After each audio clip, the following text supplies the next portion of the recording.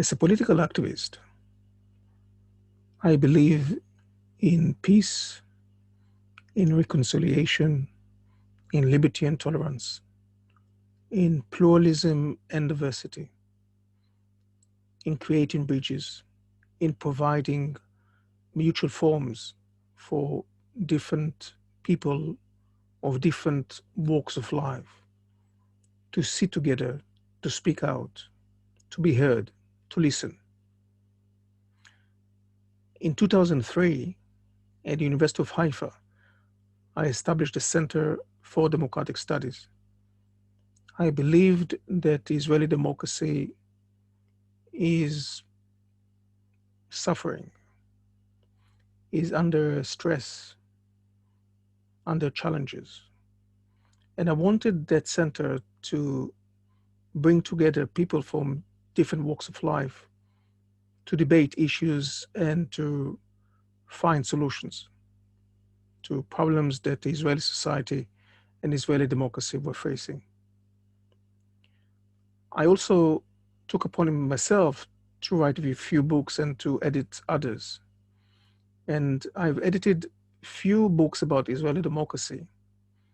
All are designed to provide a voice to the mainstream in Israeli democracy, not to extremes, but to people who represent different strands, what President Rivlin calls different tribes in Israeli society.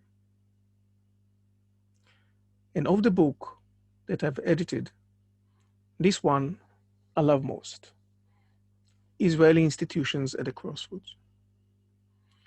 Why do I like it so much?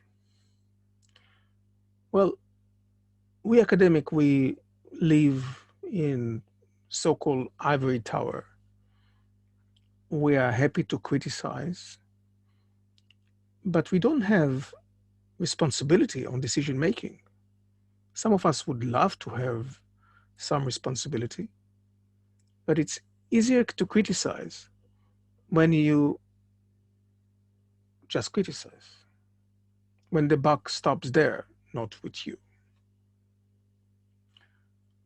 So I decided that it's about time to give a voice to the decision makers,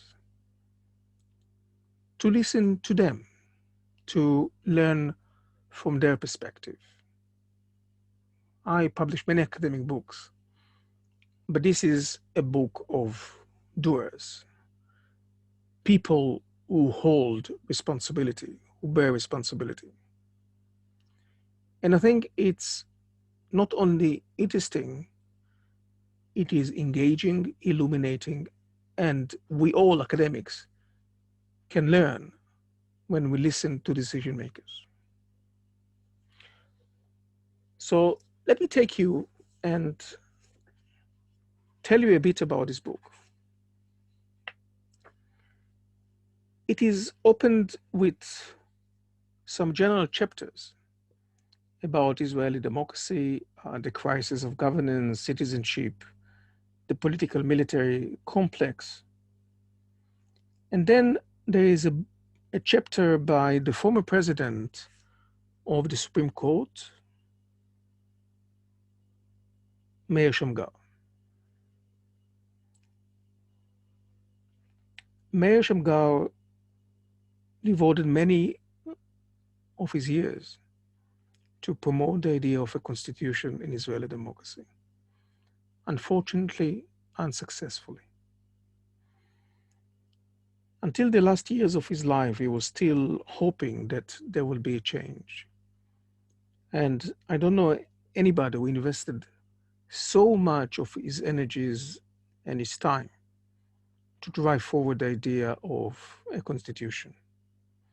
He met with prime ministers, with ministers, with anybody who can shake and move towards constitution. And I was so saddened watching him and to no avail. And Mary and I had many, many meetings and many discussions. And I asked him, aren't you frustrated? And he just, shrugged his shoulders and gave me a little smile and said, what can I do? I'm doing my best, but I'm not the one who makes the decision. I'm the one who recommends. So I met with the Prime Minister. I explained to him, now the ball is in his court. He doesn't want to accept it. What can I do? I'll keep trying. And he kept trying until his death. And then another dear friend, Yitzhak Navon, who wrote about the presidency in Israel. And it is one thing to write about the presidency from the outside. It's quite another to hear this from a former president.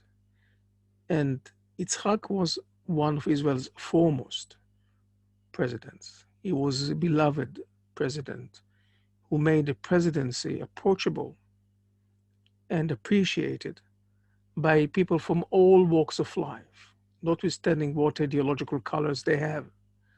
And this is quite an achievement in a country that is full of schisms, where people want to tear each other apart on the ideological grounds.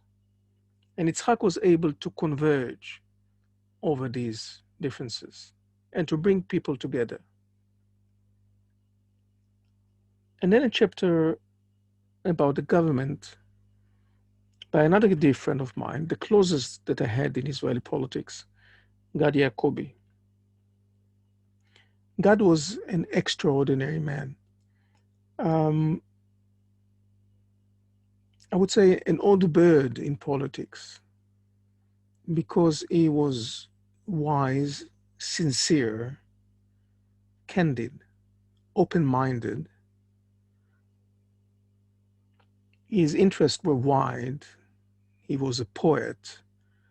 He loved the arts. We had numerous conversations about anything that has nothing to do with politics, about literature, about theater, about travels, about New York, about Jerusalem, about history, about poetry, about people whom we loved and didn't like very much. In this chapter, Gad, who served in several governments, speaks about the government. And then a chapter by Naomi Chazan, who was former speaker of the Knesset. Naomi is a brilliant scholar, very sharp politician, with deep understanding of Israeli society and its politics and democracy. And her chapter about the Knesset is simply breathtaking. You can learn a lot just reading that. And then a chapter by Eliakim Eli Rubinstein about the role of the Attorney General. Eli was, as you know, the Attorney General of Israel before he came to the Supreme Court. He ended his time at the Supreme Court as a deputy president of the Supreme Court.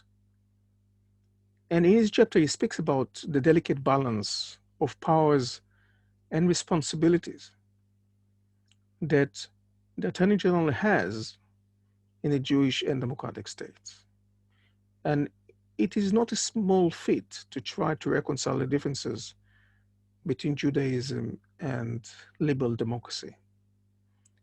And the Attorney General is, because of his role, has to deal with many hot potatoes to come to his doors.